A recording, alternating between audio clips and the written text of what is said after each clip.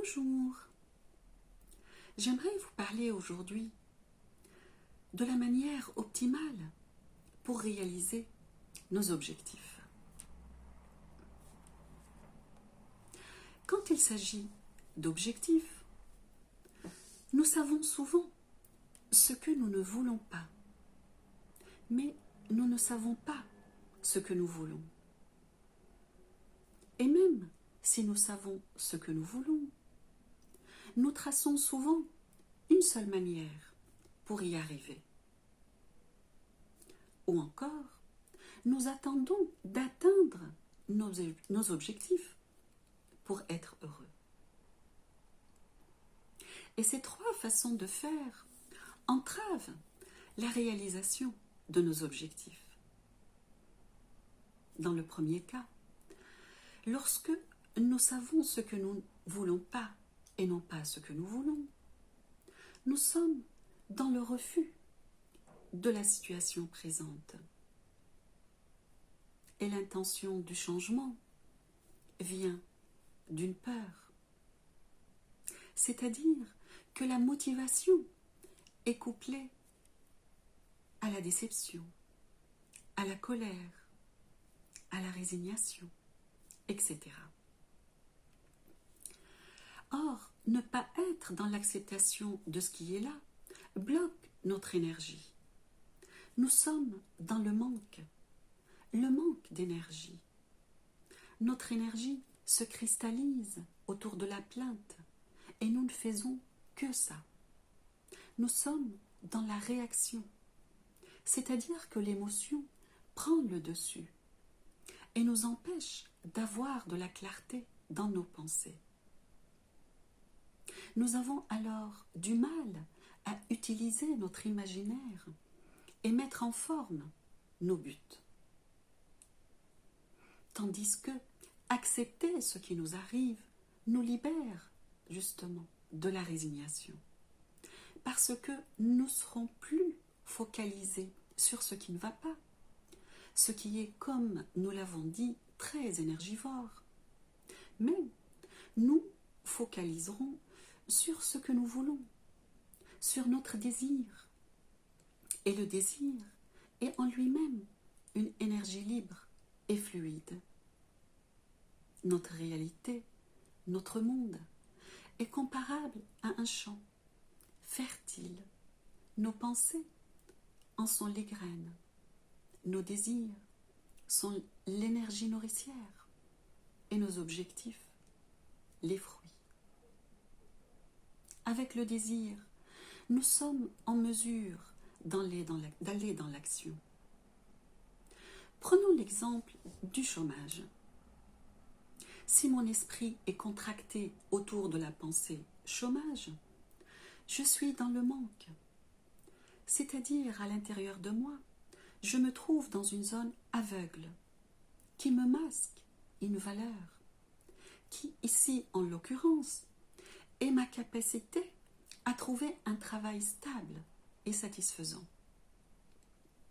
En d'autres termes, je ne crois pas en mes qualités d'intelligence, de persévérance, de professionnalisme. Je manque de présence pour ces valeurs-là. En fait, ces valeurs font partie de moi, sauf que je ne les ai pas intégrées. Et c'est ça le manque. C'est la croyance que nous sommes dénués de certaines valeurs et qualités. Mais ce ne sont que des pensées illusoires, sans aucun lien avec ce que nous sommes réellement. Ces croyances nous séparent de notre nature profonde. J'ai donné l'exemple du chômage, mais ça s'applique dans tous les secteurs de notre vie. Du moment où nos valeurs ne sont pas intégrées dans ces secteurs-là, sous forme de qualité, nous ne réaliserons pas nos objectifs.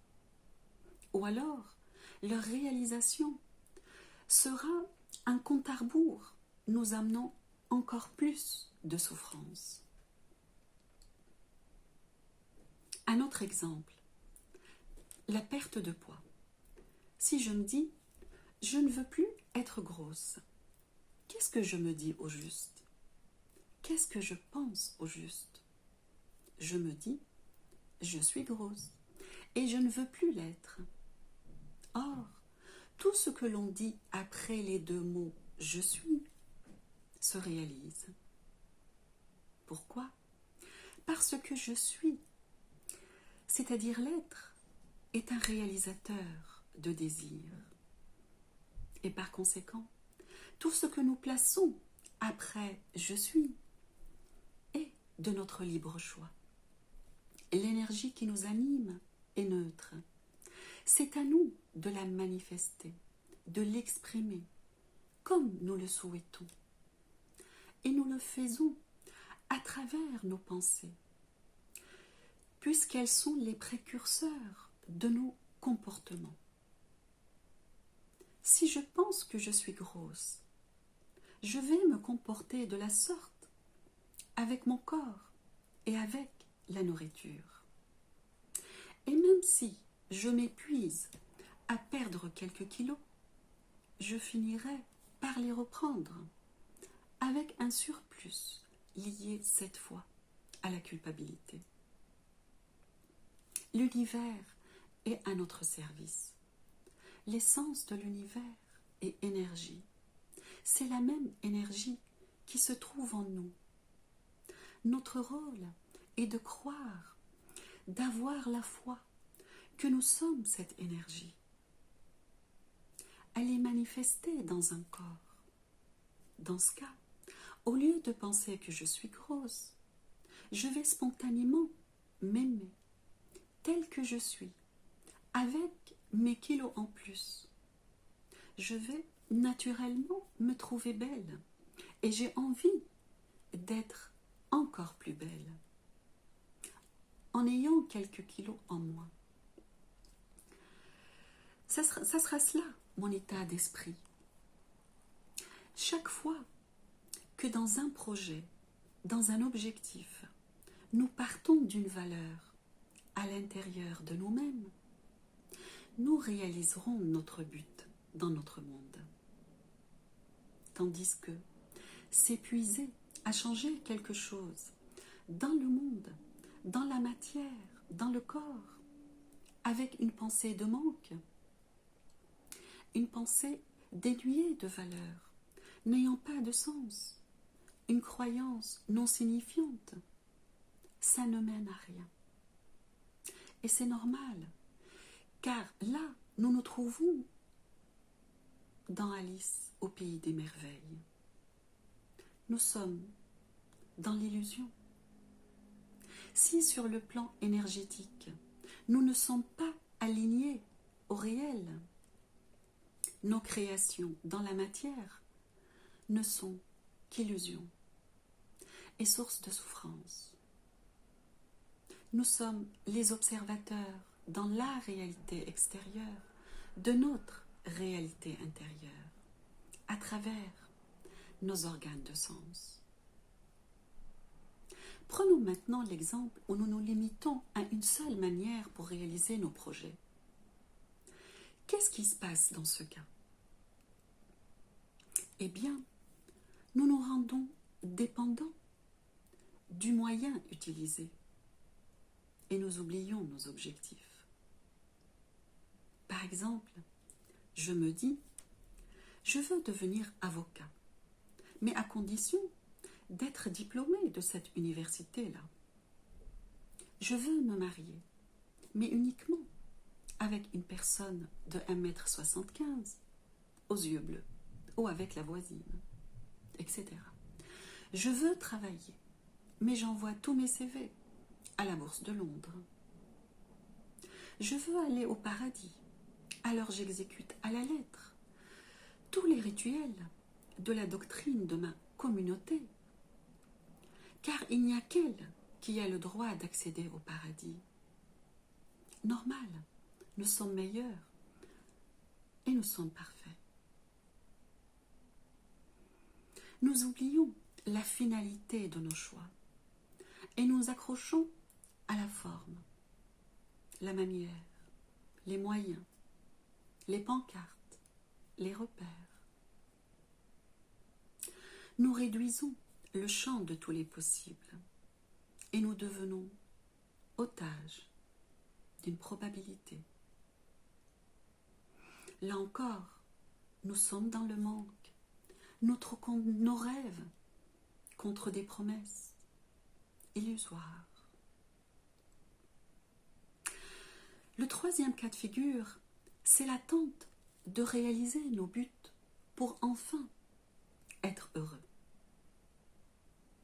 À partir du moment où nous puisons nos valeurs et notre sécurité de l'extérieur, via un diplôme, un travail, une personne, peu importe, eh bien, nous créons nos propres chaînes de dépendance.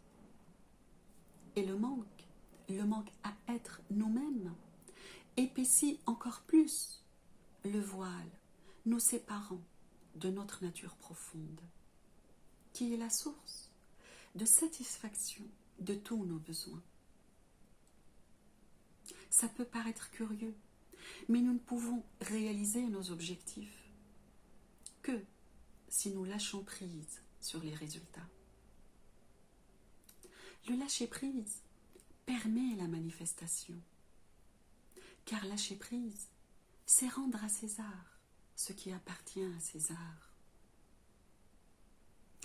Alors aimons-nous et croyons en notre force pour pouvoir aimer les autres et croire en eux, mais aussi pour aimer la vie et avoir confiance dans le processus qui veut que du moment où nous prenons notre place à l'intérieur de nous-mêmes, tout se place tel que nous le voulons à l'extérieur de nous, dans notre vie. Se mettre en mouvement dans le sens de processus nous fait économiser beaucoup de temps et d'énergie, car c'est le chemin le plus court, le plus simple pour réaliser nos objectifs. Il faut être pour devenir, c'est ça le processus. Si nous voulons la paix dans une relation, nous devons d'abord être en paix. Si nous voulons avoir de l'argent, nous devons d'abord être riches intérieurement et détachés de l'argent. Car le contraire serait l'obsession de l'argent, par peur de la pauvreté. Et nous revoilà dans le manque. Si nous voulons la santé, nous devons nous aimer tels que nous sommes, accepter nos vulnérabilités et nous ajuster. Et je termine par ceci.